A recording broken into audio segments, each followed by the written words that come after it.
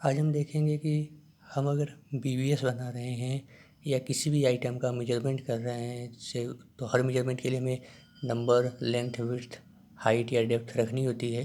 तो वो 2 digit 3 digit तक रहता है, जैसे 2.356, 1.498।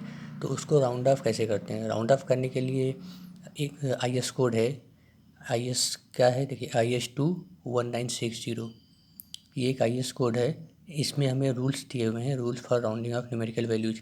इस IS कोड की मदद से हम वैल्यूज़ को राउंड ऑफ कर सकते हैं, जिससे हम कैलकुलेशन आगे करेंगे।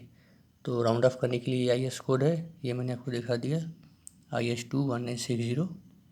ठीक है, अब हम देखते हैं इसके रूल्स क्या हैं। इसके मेन 3 रूल हैं rounding off to unit finance.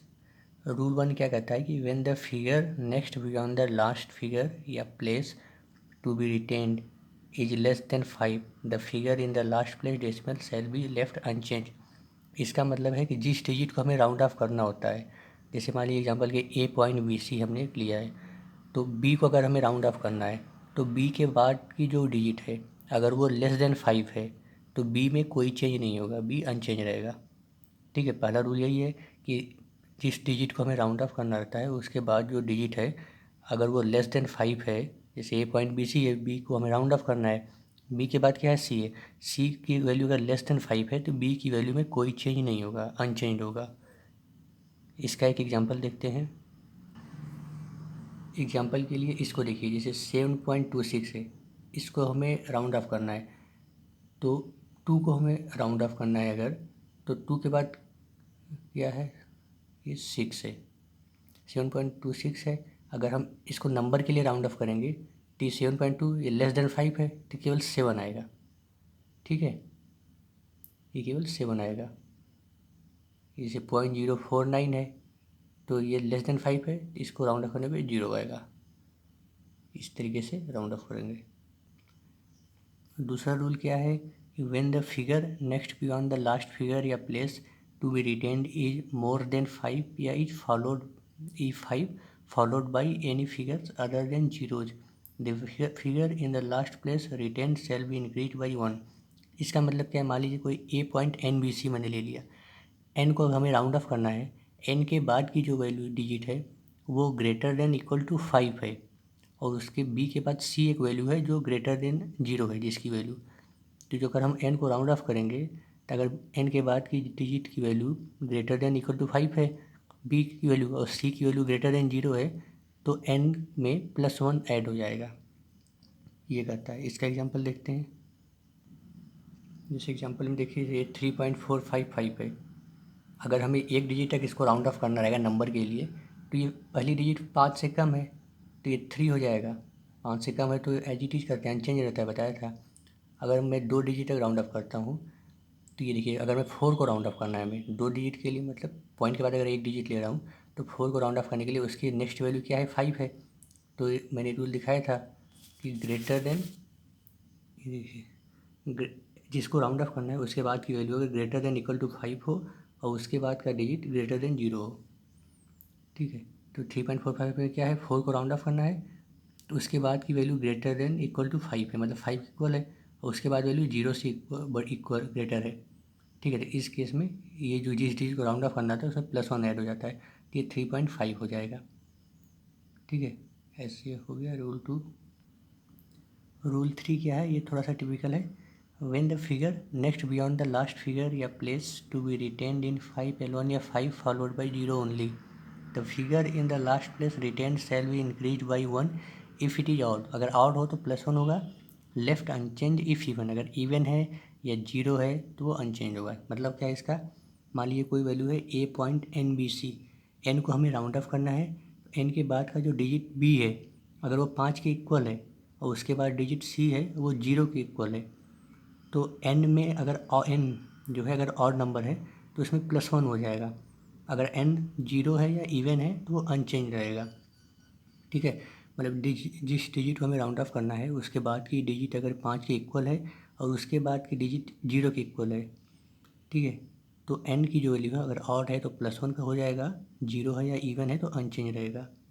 इसी में दूसरा केस क्या बन रहा है कि A.BC है मान लीजिए, अगर हमें बी को राउंड ऑफ करना है, बी के बाद केवल सी है, सी वे डिजिट है और सी की वैल्यू 5 है, इसके बाद 0 नहीं है, मतलब सी की वैल्यू केवल 5 है, तो भी वही कैसा आएगा, अगर ऑड है तो बी की वैल्यू ऑड है तो +1 हो जाएगा, 0 या इवन है तो नो चेंज रहेगा।